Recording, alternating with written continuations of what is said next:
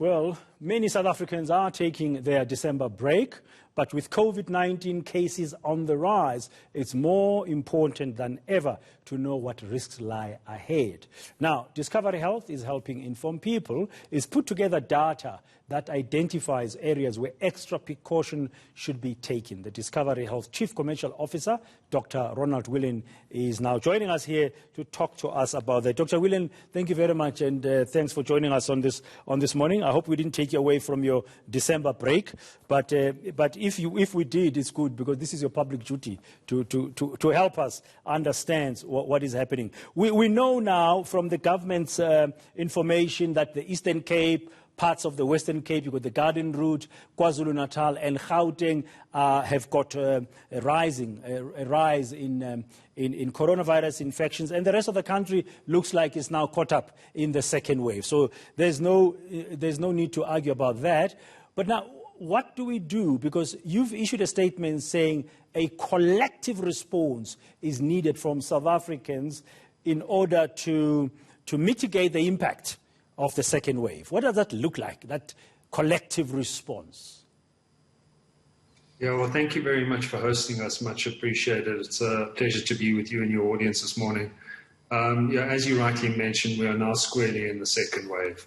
In fact, when you look at the latest numbers as of this morning, we have the same number of people who are infectious currently as we did in the first wave. So we have 80,000 people across South Africa who are currently infectious. At the peak of the first wave, we had 85,000 people. And I think what's even more worrying about that is that the second wave has attacked us in particular holiday destinations. So across, as you mentioned, across the Garden Route, across your Cape Town and the Western Cape.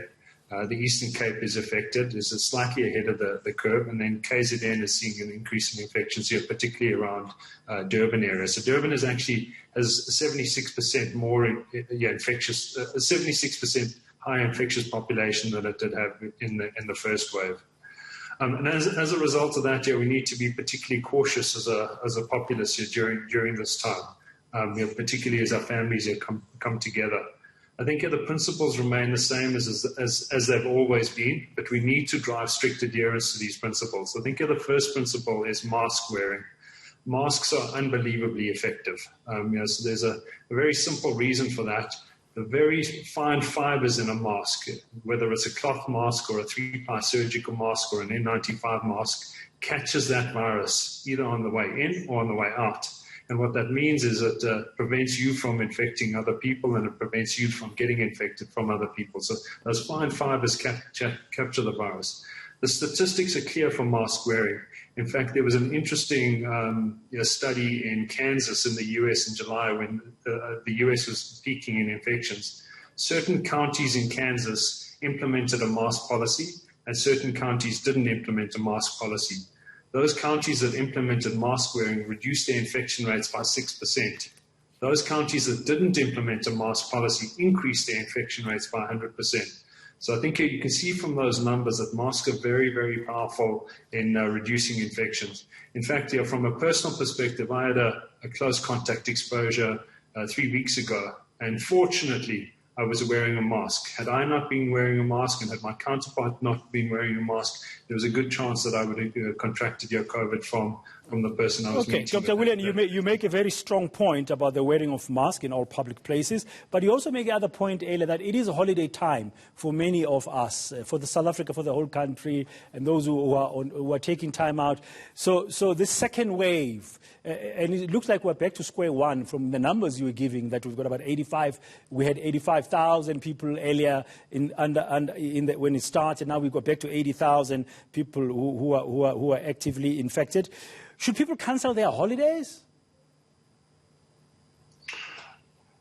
That's a very difficult question to answer. I think we've all got to weigh up our own risks around responding to COVID. And we would certainly caution more high-risk populations, so people over the age of 60, people with pre-existing medical conditions, most notably high blood pressure, diabetes and obesity, to be very, very cautious around your travel during this period.